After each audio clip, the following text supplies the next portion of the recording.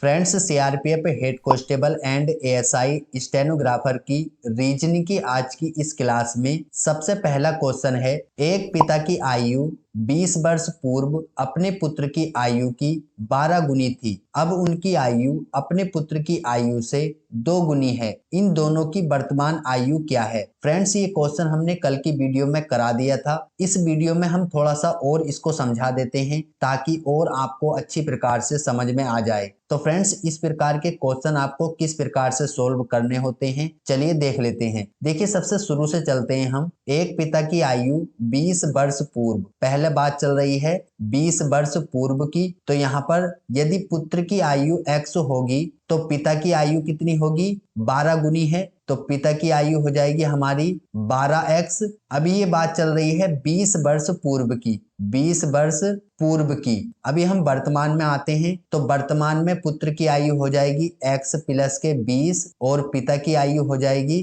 12x plus के 20। ये हो गई हमारी वर्तमान की आयु। अब यहाँ पर देखिए, वर्तमान में भी कंडीशन दी गई है। अब उनकी आयु अपने पुत्र की आयु से 2 गुनी है, तो जो पुत्र की आयु थी x प्लस 20, इसकी 2 गुनी है पिता की आयु 2x प्लस के 20। अब इस समीकरण को हम सोल्व कर लेंगे। ये हो जाएगा 2x प्लस के 40 बराबर 12x प्लस के 20। देखिए फ्रेंड्स, 2x हम इधर ले आएंगे तो ये माइनस का हो जाएगा, और ये 20 इधर ले आएंगे तो ये माइनस का हो जाएगा। तो ये हो जाएगा 12x माइनस 2x बराबर के 40 माइनस 20। तो ये हो जाएगा हमारा 10x बराबर के 20। ये 0 से ये 0 कट जाएगा, तो x की वैल्यू आ जाएगी 2। मतलब कि 20 वर्ष पूर्व पुत्र की आयु कितनी थी? 2 वर्ष थी। तो अब वर्तमान में हो जाएगी, वर्तमान की वैल्यू थी x प्लस के 20, 2 प्लस 20, तो ये हो जाएगा हमारा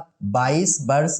अभी पिता की आयु निकाल लेते हैं वर्तमान वाली। तो पिता की आयु थी हमारी वर्तमान की 12x प्लस 20, 12 गुणा x की वैल्यू थी 2 प्लस 20, 12 दूनी 24 प्लस 20, तो ये हो जाएगा हमारा 44। वर्तमान में पिता की आयु है 44 और पुत्र की आयु है 22। तो इसका जो करेक्ट आंसर है ऑप्शन ए यहाँ पर करेक्ट आंसर है। चलिए फ्रेंड्स, नेक्स्ट क्वेश्चन देखते हैं। फ्रेंड्स, अगला सवाल यहाँ पर दिया हुआ है, निर्देश प्रश्न संख्या 27 और 28 निम्नलिखित प्रश्नों में दिए गए विकल्पों में से लुप्त संख्या ज्ञात कीजिए। यहाँ पर जो क्वेश्चन मार्क दिया हुआ है, हमको यहाँ पर बतलाना है कि कौन सी संख्या आएगी। तो देखिए फ्रेंड्स, इस क्वेश्चन में क्या कंडीशन चल रही है, यदि हम गुणा करें 4 दूनी 8, 8 तिया 24, मतलब कि इसमें आपस में गुणा करके लिखेंगे तो यहाँ पर ये मान आ जाएगा। उसी प्रकार से 3 पंजे 15, 15 सत्ते 105 यहाँ पर आ गया। तो देखिए फ्रेंड्स, यहाँ की वैल्यू निकालने के लिए क्वेश्चन मार्क की हम क्या करेंगे, 6 गुणा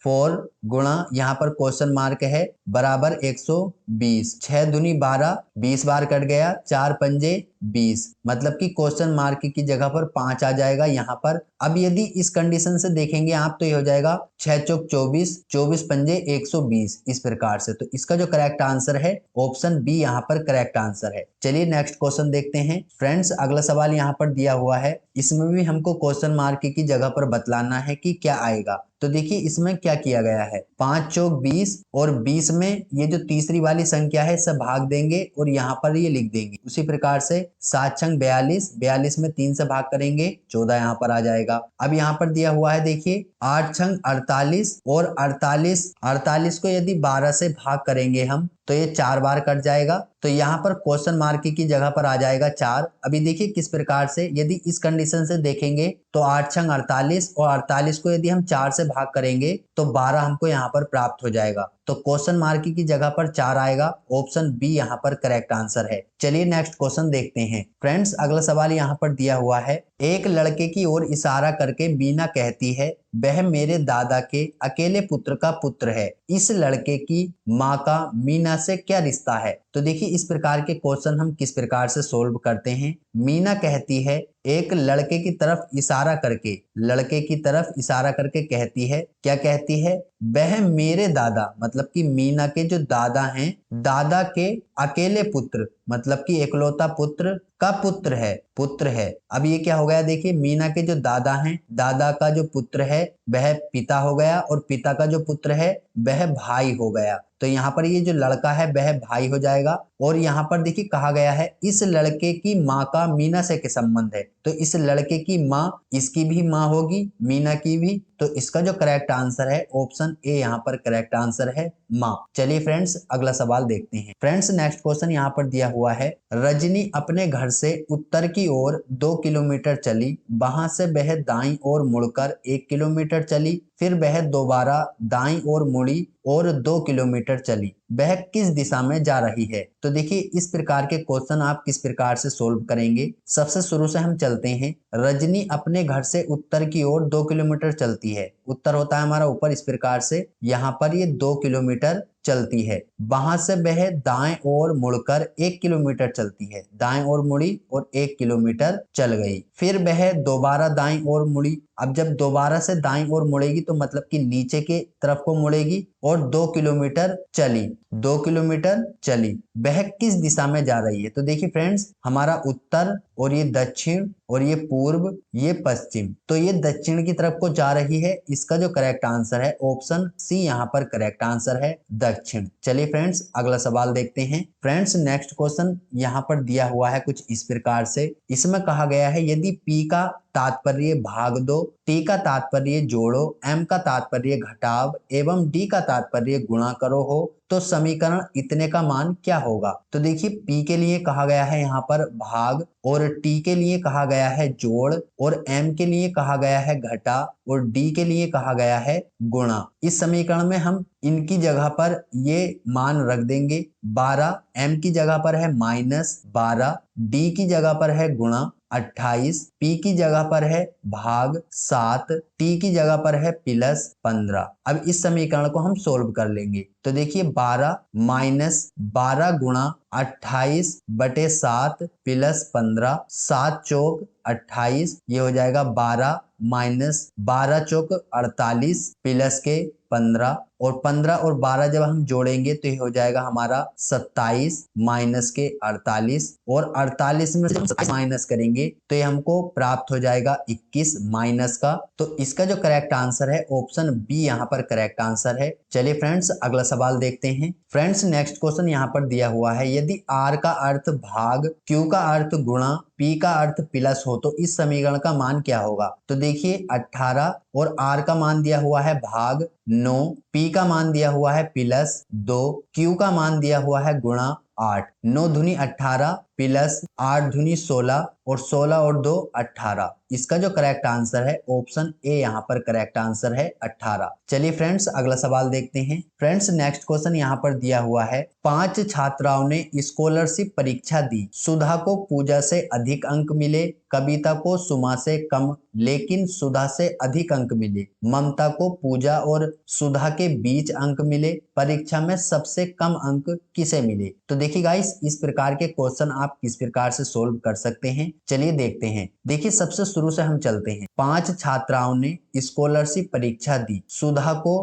पूजा से अधिक अंक मिले, तो सुधा जो है हमारी इसको पूजा से अधिक अंक मिले, पूजा से अधिक अंक मिले। फिर कहा गया है कविता को सुमा से कम मिले हैं, तो देखिए सुमा को अधिक मिले हैं कविता से, या फिर ऐसे बोल सकते हैं कविता को कम मिले हैं सुमा से, लेकिन सुधा से अधिक मिले हैं, सुधा से अधिक मिले हैं। किसको बात चल रही है यहाँ पर, कविता की। कविता को सुमा से कम अंक मिले लेकिन सुधा से अधिक अंक मिले। ममता को पूजा और सुधा के बीच अंक मिले, तो ममता को जो मिले हैं वह पूजा और सुधा के बीच अंक मिले हैं। सबसे कम अंक किसको प्राप्त हुए, तो देखिए सबसे कम अंक प्राप्त हुए पूजा को। इसका जो करेक्ट आंसर है ऑप्शन बी करेक्ट आंसर है। चलिए अगला सवाल देखते हैं। फ्रेंड्स नेक्स्ट क्वेश्चन यहाँ पर दिया हुआ है कुछ इस प्रकार से, बताइए कि प्रश्न चिन्ह के स्थान पर कौन सा अक्षर आएगा। यहाँ पर हमको क्वेश्चन मार्क की जगह पर बतलाना है कि कौन सा अंक आएगा। तो देखिए फ्रेंड्स, इस प्रकार के सवालों को सोल्व करने के लिए आपको क्या करना होगा, यदि 3 पासे दिए हुए हैं तो आपको कुछ इस प्रकार से सोल्व करना है। देखिए, आपको इस प्रकार से एक खुला हुआ पासा बना लेना है इस प्रकार से यहाँ पर। अब क्या करना है, देखिए जो सबसे पहला वाला पासा है उसको इसमें एज इट इज आपको भर लेना है। अब क्या करना है, आपको जो पहला और दूसरा पासा है या फिर आप उसको ले लीजिए जिसमें कि कोई भी एक कॉमन शब्द है। तो देखिए यहाँ पर डी कॉमन है, तो हम सबसे पहले वाले पासे को लेते हैं, जो कॉमन है उसको सबसे पहले हम लिखते हैं डी इस प्रकार से। अब हम यहाँ पर पहले वाले पासे में इधर की तरफ को घूमेंगे तो दूसरे वाले पासे में भी हमको इधर की तरफ से ही घूमना है, और यदि इसमें इधर से घूमते तो फिर इस वाले में भी इधर से ही घूमना होता, मतलब कि दोनों में एक ही तरफ से हमको घूमना है। तो हम इधर से घूमते हैं इस पासे में, डी के बाद ए के बाद सी, डी के बाद ए के बाद सी। अब दूसरे पासे में चलते हैं, डी के बाद ई, डी के बाद ई और ई के बाद है एफ। अब देखिए ए का विपरीत तो हो गया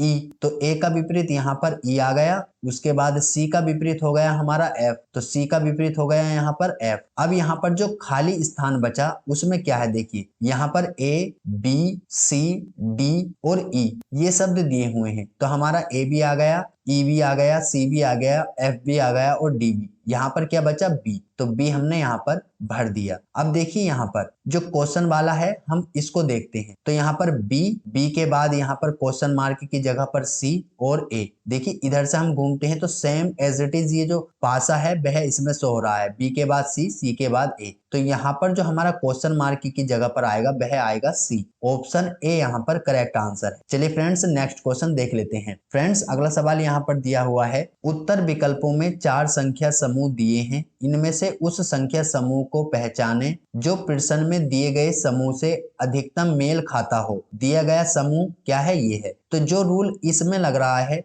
वही रूल हमको देखना है कि इनमें से कौन से में लग रहा है। तो देखिए इसमें क्या रूल लग रहा है, 6 की यदि हम 2 से गुणा करें तो ये हो जाएगा हमारा 12, और 12 में यदि हम 2 जोड़ देंगे तो ये हो जाएगा हमारा 14। उसी प्रकार से यदि 14 को हम 2 से गुणा करेंगे तो ये हो जाएगा 28, और 28 में हम 2 जोड़ देंगे तो ये हो जाएगा 30। मतलब कि पहले 2 से गुणा की जा रही है और फिर जो है इसमें 2 ऐड किया जा रहा है। तो यही रूल हमको देखना है कि इनमें से कौन से ऑप्शन में लग रहा है। तो देखिए यदि फ्रेंड्स आप ध्यान से देखें, ऑप्शन डी में ये रूल लग रहा है, 5 दूनी 10 और 10 में 2 जोड़ा 12 और 12 दूनी 24 और 24 में 2 जोड़ा गया तो 26। तो इसका जो करेक्ट आंसर है ऑप्शन डी यहाँ पर करेक्ट आंसर है। चलिए फ्रेंड्स अगला सवाल देखते हैं। फ्रेंड्स नेक्स्ट क्वेश्चन यहाँ पर दिया हुआ है, नीचे एक शब्द दिया है जिसके नीचे 4 विकल्प दिए हैं, वह विकल्प चुनिए जो दिए गए शब्द के अक्षरों का प्रयोग करके नहीं बनाया जा सकता। यहाँ पर ये शब्द कुछ इस प्रकार से दिया हुआ है, हमको पता लगाकर बताना है कि इनमें से कौन सा ऐसा शब्द है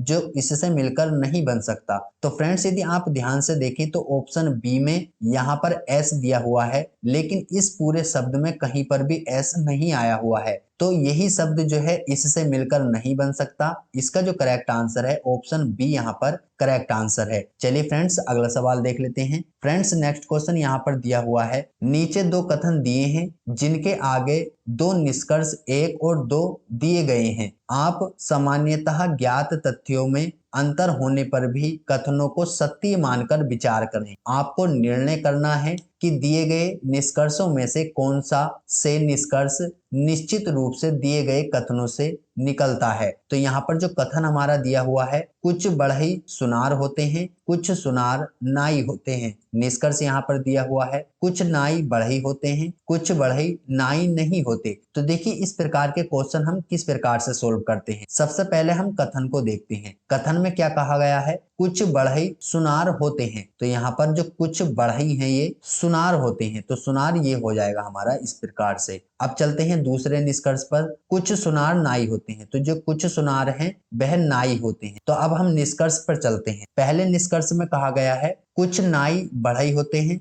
जब यहाँ पर कुछ बढ़इयों को सुनार कहा गया है तो कुछ सुनारों को जब यहाँ पर नाई कहा गया है, तो जो ये बढ़ई हैं इनमें से जो कुछ हैं वह नाई भी होंगे। तो पहला निष्कर्ष यहाँ पर सही होता है। दूसरे पर देखते हैं, कुछ बढ़ई नाई नहीं होते। कुछ बढ़ई नाई नहीं होते, मतलब कि कुछ होते हैं और कुछ नहीं होते हैं, ये बात भी सत्य है। तो यहाँ पर दूसरा निष्कर्ष भी सही है। तो इसका जो करेक्ट आंसर है या तो निष्कर्ष 1 या फिर निष्कर्ष 2 निकलता है। ऑप्शन सी यहाँ पर करेक्ट आंसर है। चलिए फ्रेंड्स अगला सवाल देख लेते हैं। फ्रेंड्स नेक्स्ट क्वेश्चन यहाँ पर दिया हुआ है, इसमें भी हमको निष्कर्ष निकालना है। देखिए यहाँ पर पहले कथन में कहा गया है कुछ तलवारें बंदूकें होती हैं, कुछ तलवारें, यहाँ पर तलवारें बंदूकें होती हैं, क्या होती हैं? बंदूकें। अभी दूसरे निष्कर्ष में कहा गया है कोई बंदूक तीर नहीं है। तो देखिए तीर नहीं है तो तीर हमारा आ जाएगा अलग। अब यहाँ पर चलते हैं निष्कर्ष पर। कुछ बंदूकें तलवारें होती हैं, कुछ बंदूकें तलवारें होती हैं। जब कुछ तलवारें बंदूकें हो सकती हैं तो कुछ बंदूकें तलवारें भी हो सकती हैं। तो ये निष्कर्ष हमारा सही है। दूसरे निष्कर्ष पर चलते हैं। कुछ तलवार तीर हैं, कुछ तलवार तीर हैं। देखिए तीर तो अलग है तो नहीं होगा, ये निष्कर्ष गलत है। तो यहाँ पर केवल निष्कर्ष 1 निकलता है। ऑप्शन ए यहाँ पर करेक्ट आंसर है। चलिए फ्रेंड्स अगला सवाल देखते हैं। फ्रेंड्स नेक्स्ट क्वेश्चन यहाँ पर दिया हुआ है, इसमें कहा गया है प्रश्न संख्या 39 से 40 निम्नलिखित प्रश्नों में दिए गए विकल्पों से संबंधित आकृति को चुनिए। तो देखिए यहाँ पर प्रश्न आकृति यहाँ पर दी हुई है और उत्तर आकृति यहाँ पर दी हुई है। तो देखिए इसमें क्या किया गया है, जो हमारा ऊपर वाला ये चित्र बना हुआ है और ये हमारा चित्र बना हुआ है, इसको यहाँ पर बीच में डाल दिया गया और इधर का हिस्सा जो है इसको रंग दिया गया है और इधर का हिस्सा जो है जैसे है वैसे ही है। तो ऐसे ही हमको इसमें करना है। ये जो हमारा त्रिभुज दिया हुआ है इसको बीच में लाना है और इधर का हिस्सा रंगना है और इधर का एज इट इज छोड़ देना है। तो देखिए ऐसी कंडीशन चित्र ए में यहाँ पर दी हुई है। ऑप्शन इसका ए ही करेक्ट आंसर है। चलिए नेक्स्ट क्वेश्चन देखते हैं। फ्रेंड्स अगला सवाल यहाँ पर दिया हुआ है, इसमें कुछ इस प्रकार से चित्र दिया हुआ है। क्वेश्चन मार्क की जगह पर हमको बतलाना है कि इन चित्र में से क्या आएगा। तो देखिए इस क्वेश्चन में क्या किया गया है। देखिए इस क्वेश्चन में किया गया है, ये चित्र बना हुआ है इधर की तरफ को और इसे 90 डिग्री इधर घुमा दिया गया दूसरे चित्र में। अभी इसमें भी हमको यही कंडीशन करनी है। देखिए ऊपर है और 90 डिग्री जब हम इसे इधर घुमाएंगे तो ये इस प्रकार से चित्र हो जाएगा। ऑप्शन ए यहाँ पर करेक्ट आंसर है। चलिए नेक्स्ट क्वेश्चन देखते हैं। फ्रेंड्स अगला सवाल यहाँ पर दिया हुआ है, निम्नलिखित प्रश्नों में दिए गए विकल्पों में से विषम आकृति को चुनिए। तो यहाँ पर विषम आकृति को हमको चुनना है 41 और 42 प्रश्न में। तो देखिए यदि आप ध्यान से देखें तो ये जो ये आकार बना हुआ है ये वाला, देखिए 3 आकृतियों में सेम है लेकिन इसमें अलग है। तो यही इसका करेक्ट आंसर है, यही इसमें विषम आकृति है। 42वें क्वेश्चन में देखते हैं। देखिए सभी में इस प्रकार से बना हुआ है, इस प्रकार से, लेकिन इसमें जो है उल्टा बना हुआ है। इसमें भी हमारा सही है। तो ये जो विषम है यहाँ पर ऑप्शन सी वाली आकृति विषम है। चलिए नेक्स्ट क्वेश्चन देखते हैं। फ्रेंड्स अगला सवाल यहाँ पर दिया हुआ है, निम्नलिखित प्रश्नों में दिए गए विकल्पों में से लुप्त आकृति चुनिए। यहाँ पर क्वेश्चन मार्क की जगह पर बतलाना है उत्तर आकृतियों में से कौन सी आकृति आएगी। तो देखिए फ्रेंड्स यदि आप ध्यान से देखें तो जो पहले स्थान की आकृति थी वह दूसरे चित्र में दूसरे पे पहुंच गई, फिर तीसरे पे आ गई, तो अब ये आ जाएगी हमारी ऊपर। अब यहाँ पर इसको देख लेते हैं, ये यहाँ पर आ गई, फिर उसके बाद ये यहाँ पर आ गई, फिर यहाँ से यहाँ पर आ जाएगी। तो ये इस प्रकार से हो जाएगी। अब इसको बराबर को देखते हैं, बराबर ऊपर गया, ऊपर से यहाँ आया, फिर यहाँ से यहाँ आ जाएगा इस प्रकार से। अब आकृति हमारी क्या बची, ये आयत हमारा बचा। तो देखिए आप इस वाले चित्र को ऑप्शन ए में आप देख पा रहे होंगे, यही इसका करेक्ट आंसर है। चलिए नेक्स्ट क्वेश्चन देखते हैं। फ्रेंड्स अगला सवाल यहाँ पर दिया हुआ है, बहुत ही आसान सवाल है ये। देखिए ये आकृति इस प्रकार से बनी हुई थी, इस प्रकार से, इसको पलट दिया गया, इसको पलट दिया गया और ये जो था इस तरह से बना दिया गया। अब इसमें हमको क्या करना है, तो देखिए आप ध्यान से यदि देखेंगे तो ये आकृति जो है हमारी सेम एज इट इज है, कोई भी अंतर नहीं है। बस इसमें इतना अंतर है कि ये वाली आकृति इधर पहुंच गई है। तो अभी हमको क्या करना है, ये आकृति सेम ऐसी ही बनेगी। देखिए इसे इधर हम घुमा देंगे, आकृति घूम गई, फिर ये जो हमारी पिन है ये हमारी इस प्रकार से आ जाएगी। तो ऑप्शन ए वाली आकृति जो है ये करेक्ट आंसर है। चलिए नेक्स्ट क्वेश्चन देखते हैं। देखिए फ्रेंड्स इस क्वेश्चन में क्या किया गया है, जैसे ये हमारा तीर इधर बना हुआ था, फिर ये इस वाले चित्र में इधर बना दिया गया। अब इस आकृति के हिसाब से आप देखें, ये इधर बना हुआ था, तो अभी ये जो बनेगा हमारा वह नीचे की ओर बनेगा, मतलब कि 45 डिग्री ये घूमेगा। तो यहाँ पर ये चित्र है हमारा ऑप्शन डी वाला, ये प्रश्न आकृति की जगह पर आ जाएगा। चलिए फ्रेंड्स नेक्स्ट क्वेश्चन देख लेते हैं। फ्रेंड्स अगला सवाल यहाँ पर दिया हुआ है, इसमें हमको बतलाना है 4 उत्तर आकृतियों में से कौन सी आकृति नीचे दिए गए टुकड़ों से बनाई जा सकती है। फ्रेंड्स यदि आप इस क्वेश्चन में ध्यान से देखें तो ये जो ये वाली आकृति है वह यहाँ पर आ गई है इस प्रकार से, और ये वाली जो आकृति है वह यहाँ पर आ गई है इस प्रकार से, और ये वाली जो आकृति है वह यहाँ पर आ गई है इस प्रकार से, और ये वाली जो आकृति है वह यहाँ पर आ गई है इस प्रकार से। तो ये ऑप्शन बी वाली आकृति जो है यही इसका करेक्ट आंसर है। इनसे मिलकर ये आकृति बनाई जा सकती है। चलिए फ्रेंड्स नेक्स्ट क्वेश्चन देख लेते हैं। फ्रेंड्स अगला सवाल यहाँ पर दिया हुआ है, निम्नलिखित में से कौन सी आकृति दी गई प्रश्न आकृतियों को पूरा करेगी। फ्रेंड्स यहाँ पर भी यदि आप देखें तो जो बी ऑप्शन वाली आकृति है वह इस चित्र को पूरा करेगी। किस प्रकार से, इसको आप इसमें फिट करके देखिए, ये आकृति पूरी हो जाएगी। तो इसका जो करेक्ट आंसर है ऑप्शन बी यहाँ पर करेक्ट आंसर है। चलिए अगला सवाल देख लेते हैं। फ्रेंड्स नेक्स्ट क्वेश्चन यहाँ पर दिया हुआ है, निम्नलिखित उत्तर आकृतियों में से उस आकृति को चुनिए जिसमें दी गई आकृति निहित हो। तो आप यदि ध्यान से देखें तो ऑप्शन ए वाली आकृति में ये आकृति निहित है। किस प्रकार से, देखिए इस प्रकार से और इस प्रकार से आप देखेंगे तो यहाँ पर ये इस प्रकार से, ऐसे और इस तरह से ये आकृति इसमें निहित है। चलिए फ्रेंड्स अगला सवाल देखते हैं। फ्रेंड्स नेक्स्ट क्वेश्चन यहाँ पर दिया हुआ है, निम्नलिखित में से कौन सा आरेख गाजर, भोजन और सब्जी के बीच संबंध को सही प्रदर्शित करता है। तो देखिए फ्रेंड्स हम सभी लोग जानते हैं कि जो गाजर हैं वह सब्जी होती हैं और सभी सब्जी जो होती हैं वह भोजन होती हैं। तो इसका जो करेक्ट आंसर है ऑप्शन ए यहाँ पर करेक्ट आंसर है। किस प्रकार से, यहाँ पर ये गाजर हो गया और उसके बाद ये जो है सब्जी हो गया और फिर ये भोजन हो गया। चलिए फ्रेंड्स नेक्स्ट क्वेश्चन देख लेते हैं। फ्रेंड्स अगला सवाल यहाँ पर दिया हुआ है, नीचे दिए गए आरेख उन छात्रों का प्रतिनिधित्व करते हैं जो कला, वाणिज्य और अर्थशास्त्र पढ़ते हैं। आरेख का अध्ययन कीजिए और उस क्षेत्र को पहचानिए जो उन छात्रों का प्रतिनिधित्व करता है जो कला और वाणिज्य पढ़ते हैं लेकिन अर्थशास्त्र नहीं पढ़ते हैं। तो देखिए फ्रेंड्स इस प्रकार के क्वेश्चन आप किस प्रकार से सोल्व करेंगे। यहाँ पर कहा गया है जो कला और वाणिज्य तो पढ़ते हैं लेकिन अर्थशास्त्र नहीं पढ़ते हैं। तो अर्थशास्त्र का क्षेत्र आ रहा है हमारा इतना, इससे बाहर की हमें कंडीशन देखनी है। कला और वाणिज्य पढ़ रहा है लेकिन अर्थशास्त्र नहीं पढ़ रहा है। तो जो एम है वह कला भी पढ़ रहा है और वाणिज्य भी पढ़ रहा है लेकिन अर्थशास्त्र से बाहर है। तो यहाँ पर जो ऑप्शन सी दिया हुआ है ये करेक्ट आंसर है एम। एम जो है कला और वाणिज्य पढ़ रहा है, अर्थशास्त्र नहीं पढ़ रहा है। तो फ्रेंड्स आज की इस रीजनिंग की क्लास में जो भी ये क्वेश्चन थे ये सभी क्वेश्चन पिछली परीक्षाओं में पूछे गए प्रश्न है, काफी इंपोर्टेंट है। फ्रेंड्स हम आपके लिए ये सभी क्वेश्चन पुराने प्रैक्टिस सेटों में से उठाकर छांट कर लाते हैं। काफी मेहनत लगता है वीडियो बनाने में। यदि वीडियो पसंद आता हो आपको तो वीडियो को लाइक भी कर लिया करें, और यदि आप इसी प्रकार की वीडियो रेगुलर देखना चाहते हैं तो आप हमसे कमेंट करके बतलाया करें ताकि हमको मालूम पड़ सके कि आप इसमें रुचि रखते हैं या नहीं, और हमको इससे मोटिवेशन मिलता रहे ताकि हम आपके लिए इसी प्रकार का यूजफुल और नॉलेजेबल कंटेंट लाते रहें। तो फ्रेंड्स आज की इस वीडियो में इतना ही था। मिलते हैं एक और नई वीडियो के साथ, तब तक के लिए जय हिंद, जय भारत।